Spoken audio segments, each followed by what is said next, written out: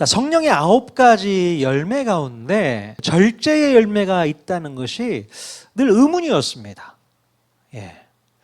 평소에 정말로 필요하다고 생각했었던 사랑, 기쁨, 평화, 인내의 열매들은 충분히 이해가 되는데요.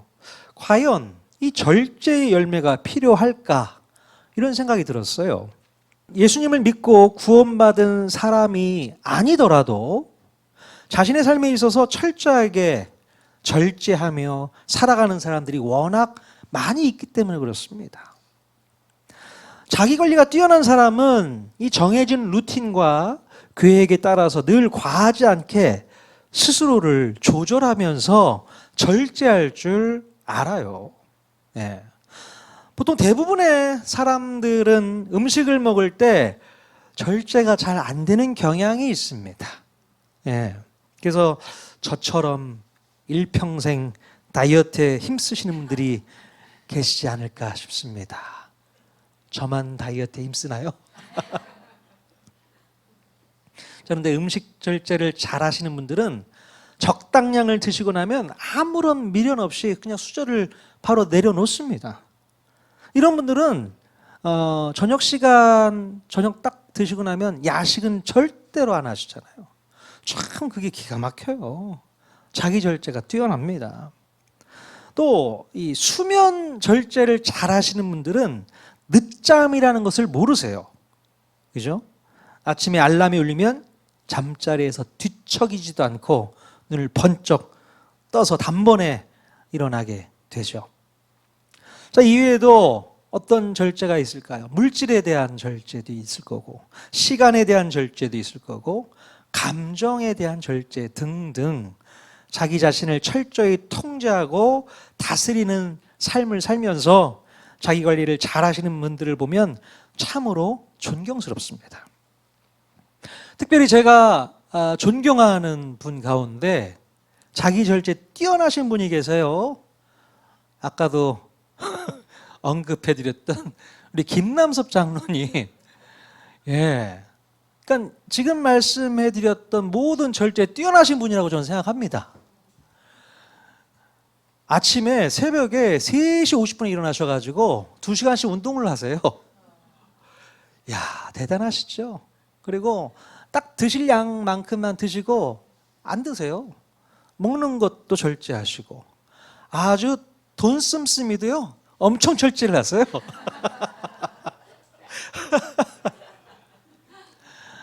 모든 분야에서 절제가 뛰어나신 우리 아버님을 존경합니다. 네. 자, 그런데요, 자신의 습관과 행동과 태도를 절제하는 데 있어서 스스로의 힘으로도 가능하다면 성령의 열매가 굳이 왜 필요한 것일까요? 예수 안 믿는 사람들도 자기 절제 가능하다면서요. 그러면 왜 성령의 열매가 필요한 겁니까? 네. 성령님이 없어도 이렇게 절제가 가능하다면 성령의 9가지 열매 가운데 이 절제의 열매는 그냥 빼버려도 되지 않을까 그런 생각이 들어요. 언제라도 절제가 충분히 가능하신 분들 계시죠? 어떻게 생각하십니까? 절제 열매는 그냥 빼셔도 될 것 같습니다. 그렇게 말하실 수 있겠습니까? 자, 그렇다면 절제 열매는 절제가 잘 안 되시는 분들을 위해서 필요한 열매일까요? 어떻습니까? 여러분, 절제는요, 스스로 절제가 안 되는 분들을 위해서만 필요한 태도가 아니라 하나님의 뜻 앞에서 내가 하고 싶은 것을 하지 않는 것이고 또 할 수 있는 것도 하나님의 뜻이 아니라면 하지 않으려고 하는 믿음의 자세라고 지난주에 배웠습니다. 기억하시죠? 다윗은요, 자신을 고통스럽게 했던 사울 왕을 죽일 수 있는 기회가 충분했지만 결코 손대지 않았고 또 손쉽게 복수할 수 있었지만 복수하지 않았습니다. 충분히 자신의 힘을 사용할 수 있었지만 그것을 내려놓고 절제했던 것을 볼 수 있습니다. 여러분, 아담의 범죄 이후에 인간의 마음 가운데 죄성이 들어온 뒤로부터 인간은 이 영적인 브레이크가 고장난 상태로 이 땅을 살아오게 되었습니다. 영적인 브레이크가 고장났단 말이에요. 하나님께서 에덴 동산에서 만들어주신 이 선악을 알게 하는 나무는 바로 인간으로 하여금 절제를 가르치시기 위한 도구로 사용되었던 것입니다. 저거 먹지 마. 저거 먹는 날에는 죽을 수밖에 없어. 절제하게 만든 거예요.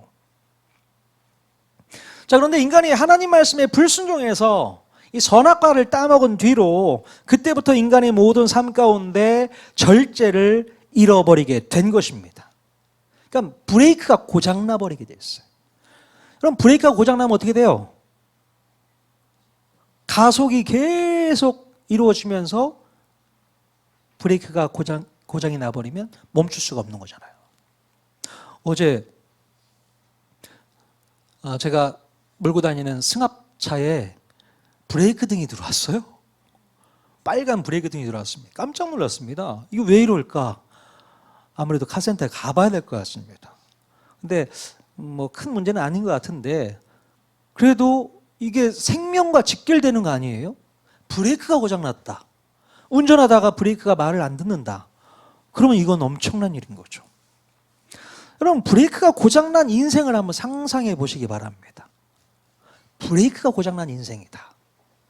세상 사람들은 여전히 자신의 인생이 브레이크가 고장난 인생인 것을 깨닫지 못하고 살아가고 있습니다. 분명 빨간불이 들어오는데도 불구하고 그것을 못 봐요. 세상 사람들은 그러고 살아요.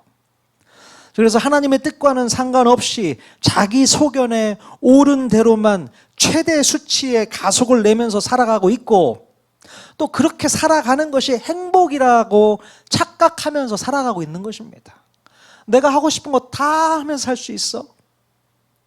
가속을 내면서 브레이크 없이 그렇게 행복하다 느끼면서 살아가고 있다는 것입니다. 하지만 브레이크 없이 달려온 인생의 마지막 끝은 절망과 영원한 죽음뿐이라는 사실을 기억해야 되는 것입니다. 브레이크가 작동하지 않는 인생은 끔찍한 결말만이 기다리고 있다는 사실을 꼭 기억해야 될 줄로 믿습니다. 자, 그런데 우리 예수님께서는 이 브레이크가 고장난 인생들을 구원해 주시고 회복해 주시기 위해서 이 땅에 찾아와 주셨다는 것입니다. 예. 그러므로 우리가 예수님께로 나아가야만 이 고장난 브레이크를 다시 고칠 수 있어서 안전하고 행복한 인생을 살아갈 수 있게 된다는 것입니다. 예. 즉 성령님께서 우리 마음 가운데 들어와 주셔서 하나님의 뜻 안에서 우리가 늘 절제하며 살아가도록 브레이크를 밟을 수 있도록 이끌어 주신다는 얘기입니다. 예. 그래서 하나님을 떠난 더 이상의 폭주를 멈출 수 있고 적당한 속도만 낼 수 있도록 인도해 주신다는 것을 믿을 수 있기를 바랍니다. 우리 성령님께서 그런 작동을 우리 마음 가운데 해 주신다는 거예요. 하나님을 등지고 폭주하는 그런 인생이 아니라 하나님 안에서 살아갈 수 있는 인생, 주님을 바라보며 살아가는 인생, 안전한 인생을 살아갈 수 있도록 이끌어 주신다는 사실을 기억할 수 있길 바랍니다. 자, 그러니 여러분, 예수님을 믿는 것이 얼마나 다행스러운 일인지 모릅니다, 여러분. 그죠? 예수님을 믿고 구원받는 자녀가 되었기에 지금까지 누릴 수 없었던 최상의 혜택을 누리면서 우리의 인생을 안전하고 행복하게 살 수 있게 된 것입니다. 그래서 저는 이 성령의 9가지 열매 가운데 절제 열매가 축복의 열매라고 생각합니다. 다시금 이 말씀을 준비하면서 절제 열매가 이렇게 중요한 열매구나 이런 생각을 하게 되었습니다. 우리 옆 사람에게 이렇게 한번 권면했으면 좋겠어요. 오늘도 절제 열매를 풍성하게 맺으시기를 축복합니다. 축복하십시오. 네, 절제 열매를 풍성하게 맺으실 수 있길 바랍니다. 자, 그런데요, 가끔 우리의 모습을 보면서 절제가 안 되는 부분을 발견하게 됩니다. 절제하지 못해서 문제가 발생하거나 또 절제하지 못해서 이를 그르칠 때가 있어요. 성령님께서 우리의 삶을 안전하고 행복하게 이끌어 주신다고 말씀하셨는데 왜 우리의 삶 속에서 무절제로 인한 안타까운 사고들이 간혹 일어나게 되는 것일까요? 가장 중요한 이유는 바로 우리가 성령님께 순종하지 않고 우리의 죄성이 이끄는 대로 아무 생각 없이 끌려다니기 때문에 그렇다는 겁니다. 성령님께 순종해야 되는데 성령님께 순종하기를 거절하고 그 옛 죄성에 순종할 때가 너무나도 많이 있다는 것이죠. 매 순간마다 내 마음 가운데 성령님의 음성을 듣고서 행동하고 움직여야 되는데 예전에 했던 대로 아무 생각 없이 죄의 습관을 따라서 살다가 보니 또다시 절제가 사라지게 되고 무절제가 난무하고 실수와 실패를 반복하게 됩니다. 특히 예수님을 믿고 나서도 절제가 제일 안 되는 습관이 있는데 무슨 습관인지 아십니까? 예수님을 믿고 나서도 절제가 안 되는 습관이 있어요. 그게 바로 뭐냐면 바로 우리의 언어 습관입니다. 이 언어 습관이 제일 절제하기가 어렵고 바뀌기가 쉽지 않은 것 같습니다. 자, 우리의 말로 인해서 상대방에게 상처를 주거나 절제되지 않은 나의 말 때문에 내가 사람들로부터 오히려 인정받지 못하고 꺼려지게 되는 그런 대상이 될 수 있다는 것입니다. 여러 가지 부작용을 낳고 있다는 거예요. 타인과 나 자신에게 상해를 입히는 절제하지 못하는 말 때문에 그렇다는 것이죠. 그래서 오늘 우리에게 꼭 필요한 훈련이 바로 이 지혜로운 침묵이라고 저는 생각합니다. 예. 무조건 입을 닫는 게 중요한 것이 아니라 우리가 충분히 말할 수 있음에도 하나님을 신뢰하기 때문에 말을 멈추는 것을 성령 안에서 우리는 배워야 된다는 거예요. 예. 바로 우리가 이런 침묵 훈련을 잘 습득하게 되면 자연스럽게 입술의 절제가 되리라 저는 믿습니다. 자, 오늘 읽은 이 본문 말씀은 다윗의 아들 압살롬의 반란이 완전히 제압된 이후에 다윗 왕이 이제 예루살렘 궁으로 복귀하는 길목에서 일어난 에피소드를 그리고 있습니다. 압살롬이 일으켰던 이 쿠데타는 실패로 끝나게 되었죠. 모든 상황이 종료되었지만 이 다윗 왕에게는 국가적인 통합과 화해가 가장 시급한 과제로 남아 있었습니다. 바로 이때 다윗 왕 앞에 등장했던 인물이 바로 베냐민 지파 출신의 시므이라는 사람이에요. 예. 이 시므이는 어떤 사람이었냐면 이전 정권이었던 이 사울 왕가의 핵심 세력으로 추측이 됩니다. 예. 자, 그런데 사울 왕이 죽고 나서 다윗이 왕위에 오르게 되자 베냐민 지파가 누리게 되었었던 모든 기득권 세력의 특혜가 사라지게 되고 어쩔 수 없이 변방으로 쫓겨나는 신세가 되었습니다.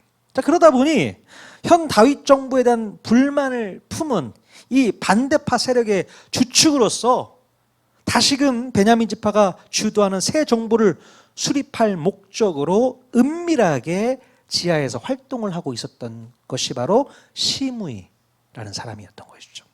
이해가 되시죠? 시므이가 어떤 배경을 가지고 있었던 사람인지. 그런데 그러던 중에 이 압살롬의 쿠데타가 일어났고 다윗은 피난길을 오르게 됩니다.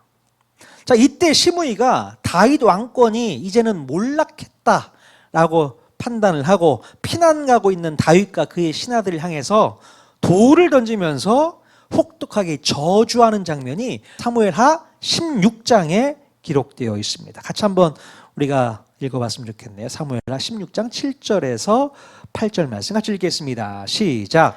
시므이가 저주하는 가운데 이와 같이 말하니라. 피를 흘린 자여 사악한 자여 가거라 가거라. 사울의 족속의 모든 피를 여호와께서 내게로 돌리셨도다. 그를 이어서 내가 왕이 되었으나 여호와께서 나라를 내 아들 압살롬의 손에 넘기셨도다. 보라, 너는 피를 흘린 자이므로 화를 자초하였느니라 하는지라. 자, 이렇게 시므이는 피난길을 가는 다윗을 향해서 험담을 하면서 저주했습니다. 비록 자식의 칼을 피해서 다급하게 도망가는 초라한 신세라고 하더라도 다윗의 말 한마디면 시므이의 입을 꼬매버리거나 또 닫아버릴 수 있지 않았을까요? 자, 그런 상황에서 만약 여러분이라면 이 시므이의 이 저주를 듣고서 어떻게 대처했겠습니까? 여러분이 다윗 왕이었다면 어떻게 하셨겠어요? 만약에 저 같았으면 병사들을 시켜서 함부로 짓거리고 떠들고 있는 시므이의 입을 영원히 봉해버리지 않았을까 싶습니다.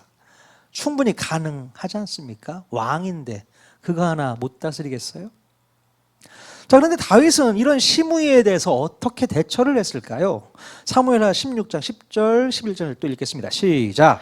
그가 저주하는 것은 여호와께서 그에게 다윗을 저주하라 하심이니 내가 어찌 그리하였느냐 할 자가 누구겠느냐 하고, 또 다윗이 아비새와 모든 신하들에게 이르되 내 몸에서 난 아들도 내 생명을 해하려 하거든 하물며 이 베냐민 사람이랴.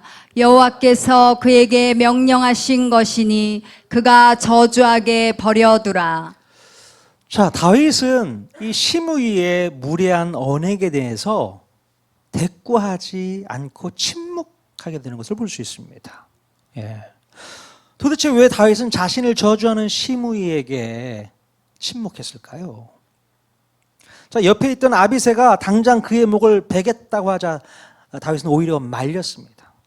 다윗은 시므이의 말이 옳기 때문에 침묵한 것이 아니었습니다. 물론 자신이 억울하지 않아서 침묵한 것도 아니었어요. 다윗은 자신의 말할 권리보다 하나님의 뜻을 먼저 생각했던 것입니다. 다윗은 어쩌면 하나님께서 바로 이 시므이를 통해서 자신을 저주하라고 말씀하신 것일 수도 있다고까지 생각을 했던 것입니다. 하나님께서 시므이를 통해서 나를 저주하라고 말씀하셔서 저 시므이가 나에게 저주하고 있는 걸 거야, 이런 생각까지 했다는 것이죠.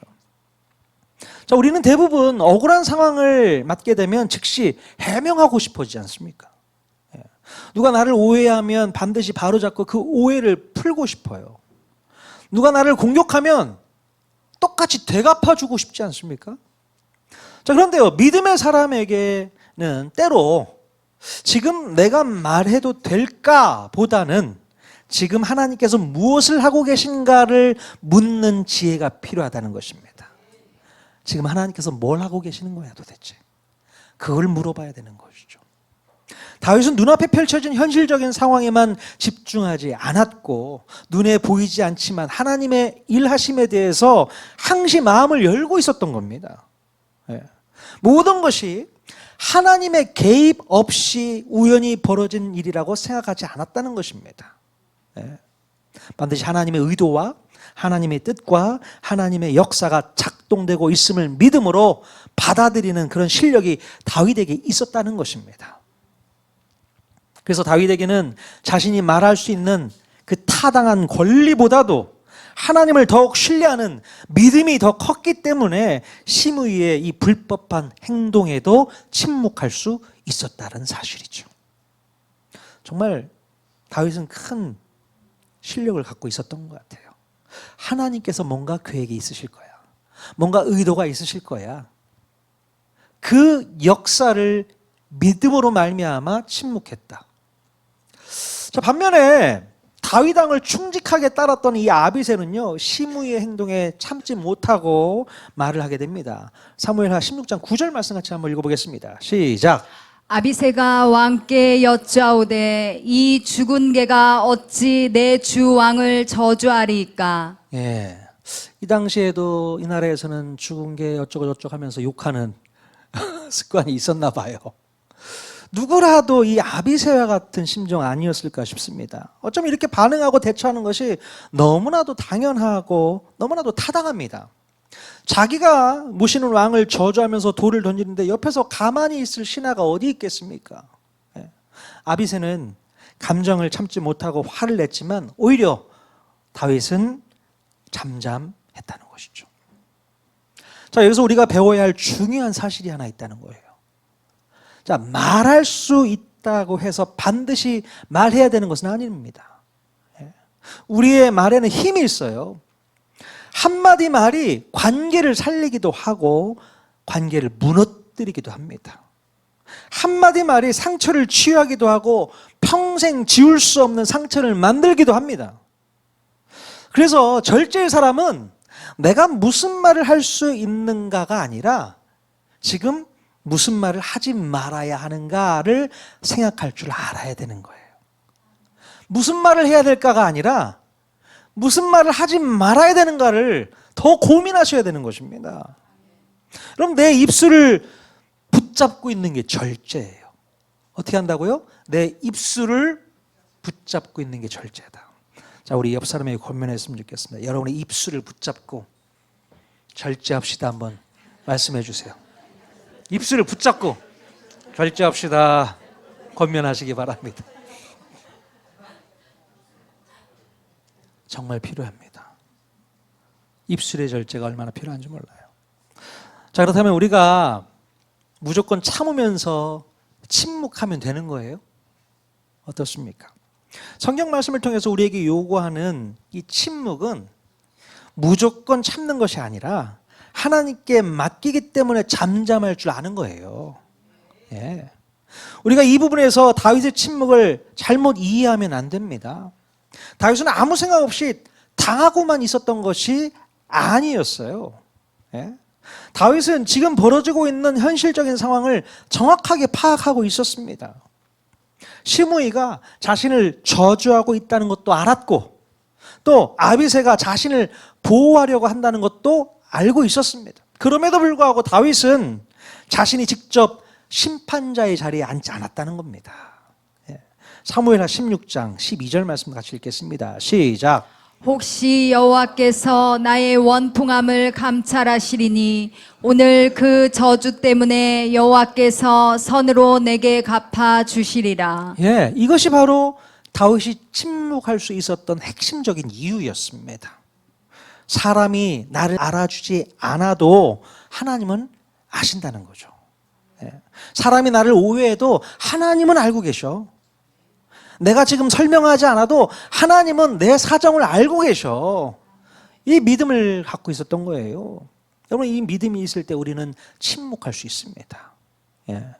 그래서 지혜로운 침묵은 아무것도 하지 않는 것이 아니라 하나님께 맡기는 적극적인 믿음의 행동인 것을 우리가 분명히 깨달아야 될 줄로 믿습니다. 침묵하라고 해서 그냥 입만 다물고 있는 게 아니에요. 그 마음 가운데는 뭐가 작동되어져야 돼요? 하나님께서 일하실 거야. 내가 입을 다물고 있어도 하나님께서는 다 알고 계셔. 하나님께서 내 사정을 너무나도 잘 알고 계셔. 그 믿음을 가지고 기다리고 있는 겁니다. 자, 그렇다면 다윗의 침묵은 어떤 열매를 맺게 되었을까? 어떤 열매가 있었을 거 아닙니까? 자, 오늘 읽은 본문 말씀에서 이 다윗의 침묵이 가져온 열매를 확인할 수 있게 됩니다. 자, 시간이 한참 지나고 나서 압살롬의 반역이 끝나고 나서 다윗이 예루살렘으로 돌아올 때에 놀랍게도 다윗을 저주했던 이 시므이가 다시 등장하게 되는데 이번에는 사람이 완전히 달라졌어요. 어떻게 바뀌었나? 사무엘하 19장 19절 말씀 읽겠습니다. 시작. 왕께 아뢰되 내 주여 원하건대 내게 죄를 돌리지 마옵소서. 내 주 왕께서 예루살렘에서 나오시던 날에 종의 패역한 일을 기억하지 마시오며 왕의 마음에 두지 마옵소서. 예. 자, 그때 시므이는 자신의 잘못을 인정하고 다윗에게 용서를 구하게 됩니다. 여기서 우리는 침묵이 가져온 놀라운 힘을 발견할 수 있게 돼요. 다윗은 시므이가 험담했던 그 자리에서 시므이를 무너뜨리지 않았습니다. 그 자리에서 자신의 억울함을 풀려고 하지도 않았어요. 그 자리에서 상대방을 심판하려고도 하지 않았습니다. 자, 그런데 시간이 지나자 하나님께서 상황을 바꾸어 버리셨습니다. 예. 놀랍게도 이 시므이가 먼저 찾아와서 자신의 잘못을 인정하게 하셨다는 사실입니다. 예. 판세가 뒤집히자 시므이는 자신의 목숨을 구하기 위해 베냐민 사람 반체제 인사 1000명을 이끌고 요단강까지 마중 나와서 투항을 했던 것이죠. 자, 다윗 왕 앞에 엎드려 자신의 죄를 지었음을 인정하며 용서를 구하게 되는 것을 볼 수 있습니다. 물론 시므이가 자신의 잘못을 진심으로 인정했다고 보기는 어렵습니다. 자기 자신도 살고 베냐민 지파도 살리기 위해서 정치적인 쇼를 한 것으로 보이지만 하나님께서는 이렇게라도 전세를 역전시켜 주신 것을 우리가 기억해야 될 줄로 믿습니다. 하나님께서 이렇게 상황을 반전시켜 주신다는 겁니다. 여러분, 이 사건을 통해서 우리는 하나님의 섭리를 깊이 깨달아야 될 줄로 믿습니다. 내가 말로 해결하려고 하지 않아도 하나님께서는 해결하실 수 있다는 사실이에요. 내가 나를 변화하지 않아도 하나님께서는 나를 변화하신다는 겁니다. 내가 심판하지 않아도 하나님께서 심판하신다는 겁니다. 예. 그래서 때로는 말하는 용기보다는 침묵하는 용기가 우리에게 더 필요한 것 같습니다. 여러분, 침묵하는 것도 용기가 필요한 거예요. 예. 자, 그러므로 오늘 우리가 배워야 할 침묵은 하나님께서 말씀하시고 직접 일하실 때까지 내 입술과 내 감정을 하나님께 맡기는 믿음의 절제형이라는 사실을 분명히 깨달아야 될 줄로 믿습니다. 입술을 다물이는 것, 믿음의 절제형이다. 꼭 기억하시길 바랍니다. 자, 그렇다면 오늘 우리는 언제, 어느 때 침묵을 하면 더 좋을까? 한번 우리의 삶 가운데 적용해 봤으면 좋겠어요.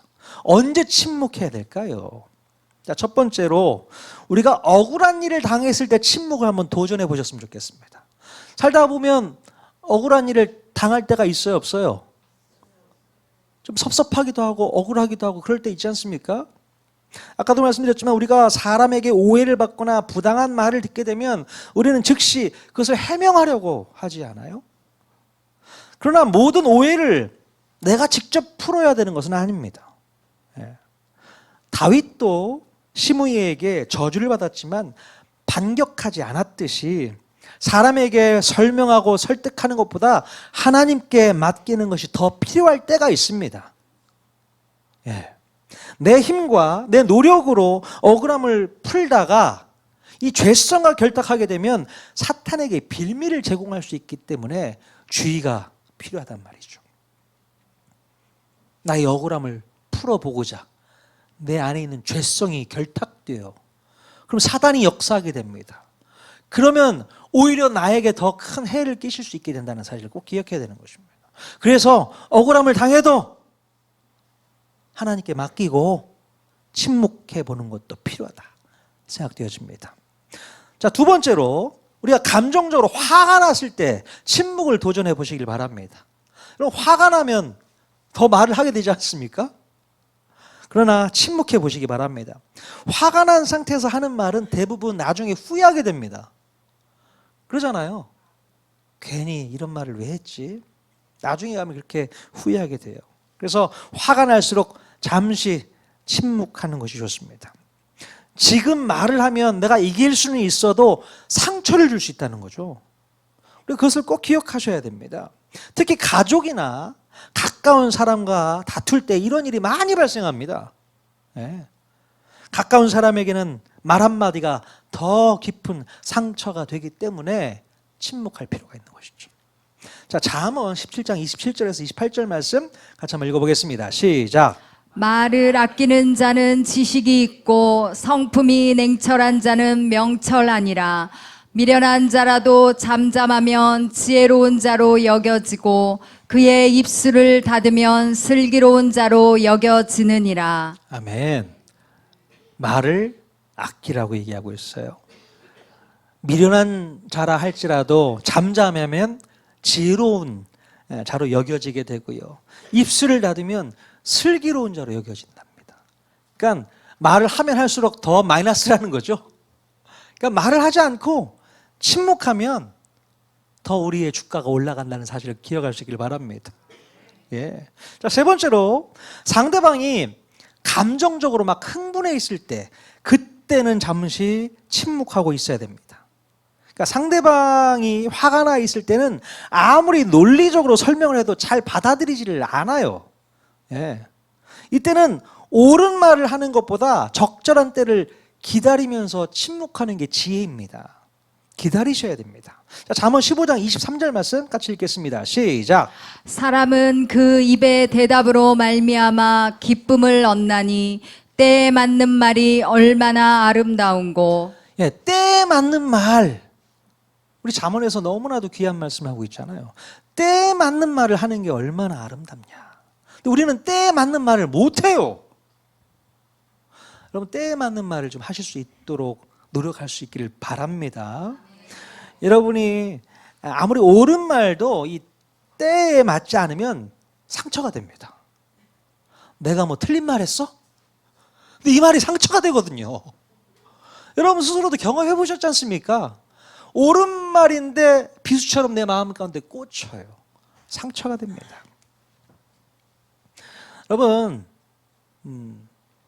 그래서 침묵은 말하는 것을 단순히 포기하고 마는 것이 아니라 아주 시기적절하게 말을 할 때를 기다리는 지혜라고 생각할 수 있어야 되겠다. 예.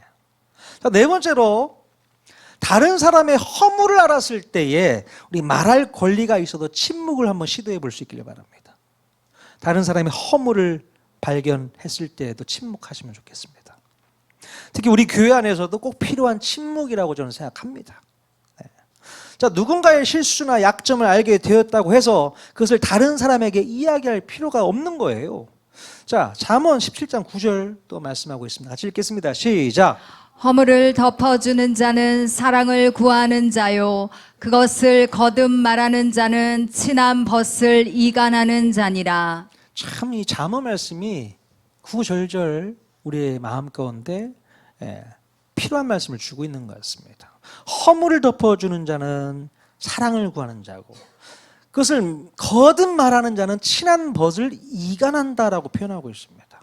예, 굳이 말할 필요가 없다는 거예요. 그것은 계속 반복하게 되면 이간하는 것과 똑같다라고 말씀하고 있습니다. 사랑은 때로 충고하는 것이고 사랑은 때로 용서하는 것이기도 하고 사랑은 때로 입을 닫아주는 것이기도 합니다.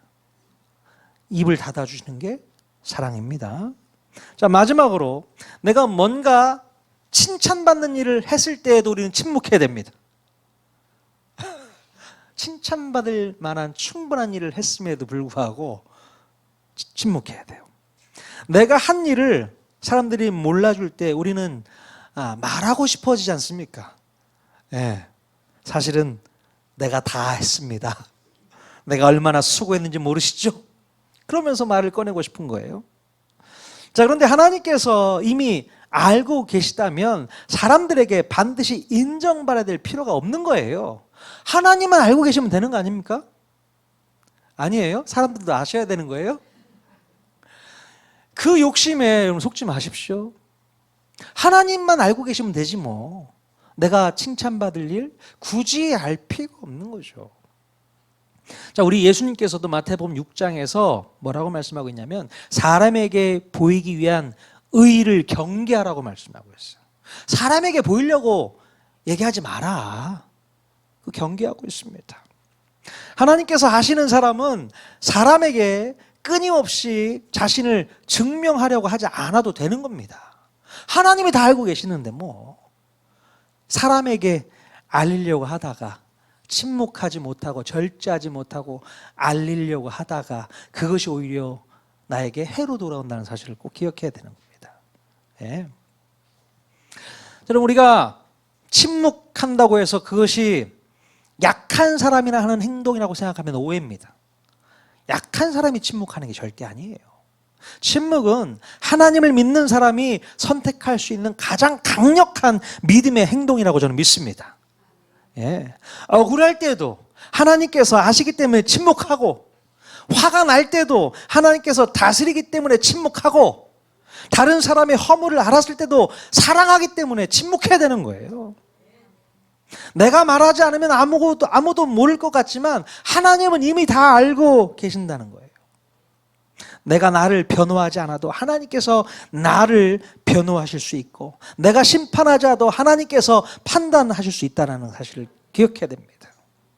다윗이 시므이의 저주 앞에서 침묵했을 때 하나님께서 그 상황을 바꾸어 주셨던 것처럼 오늘 우리의 침묵도 하나님께서 바로 일하실 자리를 만들어 드리는 믿음의 시간이 될 수 있다는 사실입니다. 하나님께서 일하실 수 있도록 해야 되는 거예요. 내가 일하려고 하지 마십시오. 하나님께서 일하실 수 있는 자리를 마련해 드리는 게 필요합니다.